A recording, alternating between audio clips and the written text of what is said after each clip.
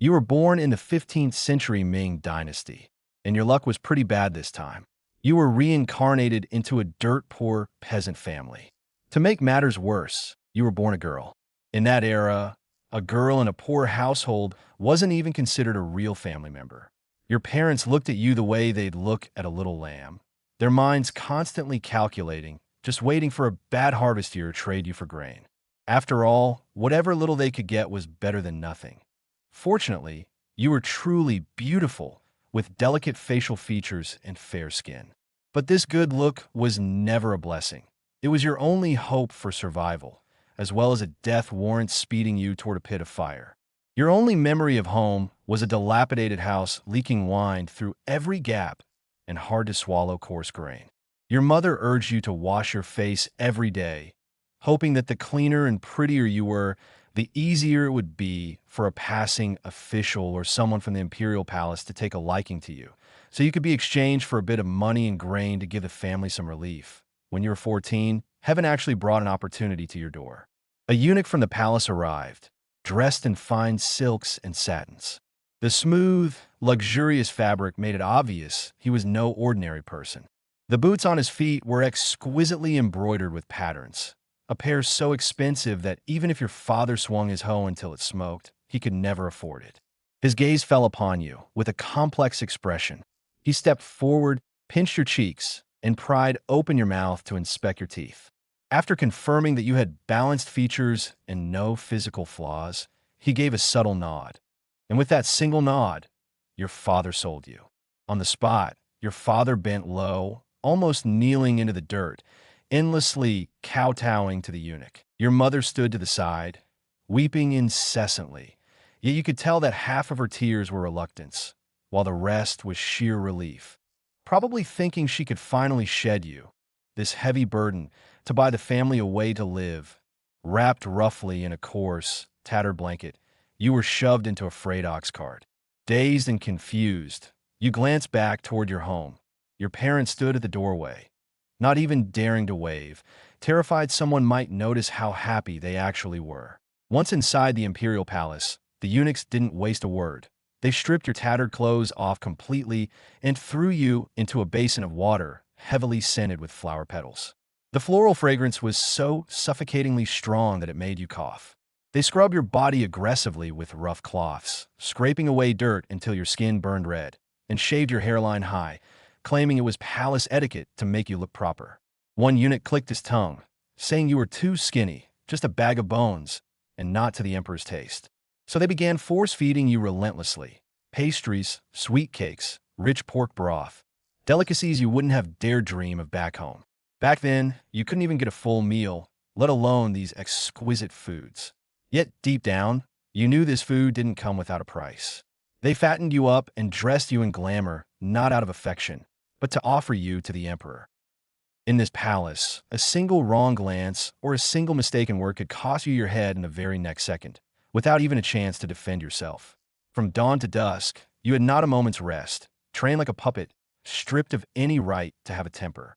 They taught you how to speak gently, how to bow low enough to show proper deference to your betters, and how to keep your head bowed around those of higher rank. On top of that, you had to memorize thousands of palace rules without a single error, such as never turning your back on senior concubines, which was deemed severe disrespect, never speaking in the empress's presence unless addressed, and never overeating during meals. Even if you were starving, you had to act satisfied and grateful. Above all, you could never mention your family or admit you came from the countryside. After all, your parents sold you for less than a bag of salt. Bringing it up would only invite ridicule and make you feel worse. Life in the palace certainly looked glamorous on the surface. Wearing soft, smooth silks, exempt from hard labor, served by obsequious servants, and bathing every day in jasmine-scented water. The price for all this was that you had to bear the emperor a child, and it had to be a son. Otherwise, death was only a matter of time. Every month, imperial physicians came to check your pulse, pressing cold hands against your lower abdomen to check for pregnancy, forcing you to swallow raw eggs and drink deer antler wine, claiming it would aid conception. Even if you gagged on them, you had to force them down. In the emperor's eyes, you were merely a tool to produce offspring, favored and indulged when useful, discarded without hesitation the moment you lost your utility. Sometimes, staring into the palace mirror at your heavily made-up face and grand attire, you found no trace of childhood innocence in your eyes, only tension, fear, and numbness. The crushing pressure of the palace left you gasping for air, surrounded on all sides by scheming and gossip, where a single rumor reaching the emperor's ears, or a single look displeasing a high noble, could cost you your head without anywhere to plead your case. Later, you actually fell pregnant. In that moment, you felt you were finally saved. It was your lifeline.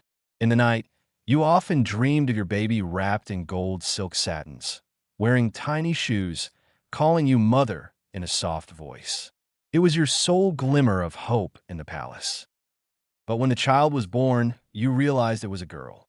In the palace, bearing a daughter was vastly inferior to bearing a son.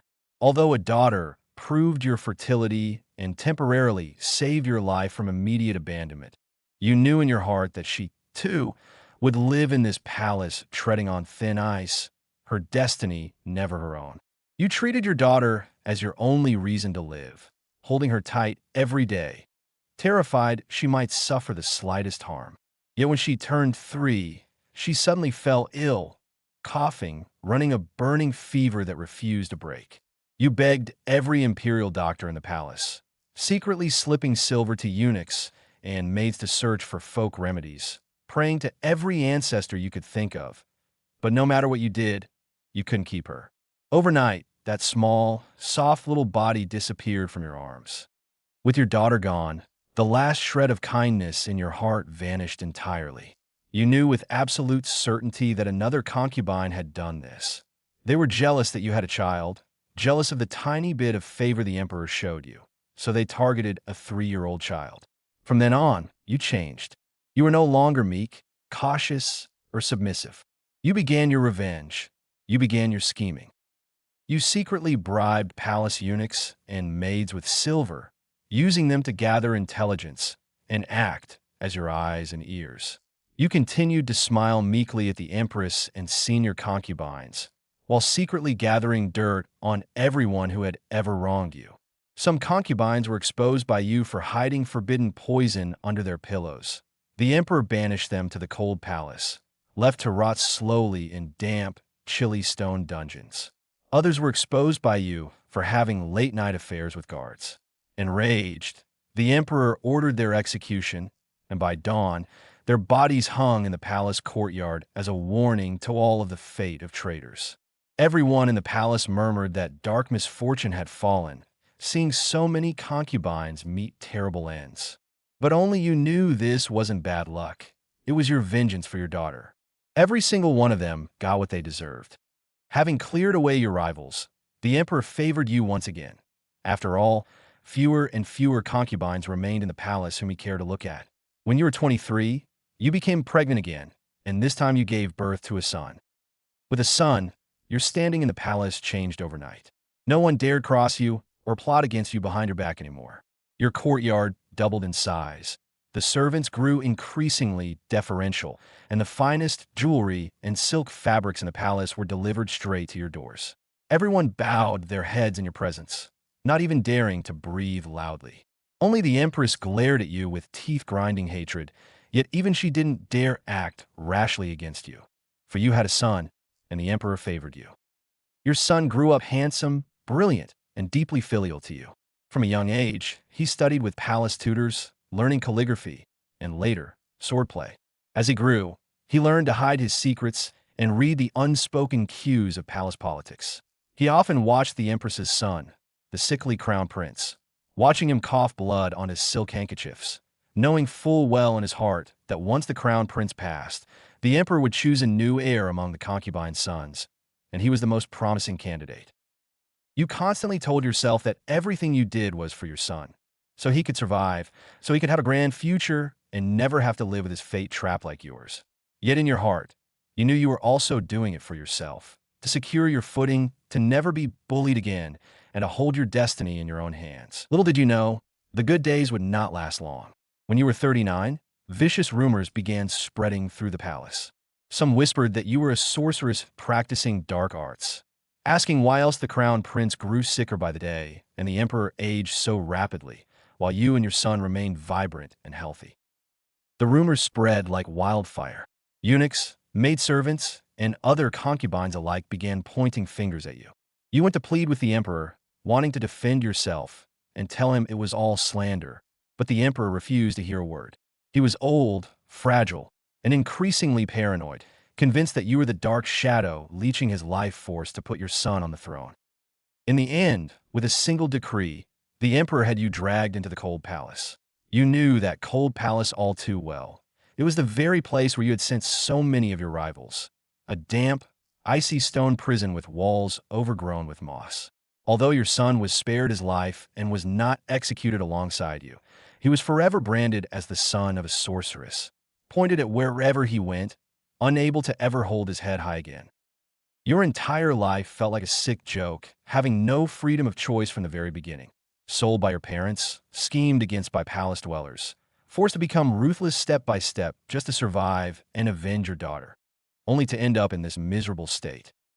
You finally understood that the Imperial Palace contained no true love and no hope. There was only scheming and bloodshed. You either devoured others or were devoured yourself. You either climbed over bodies or trampled beneath their feet.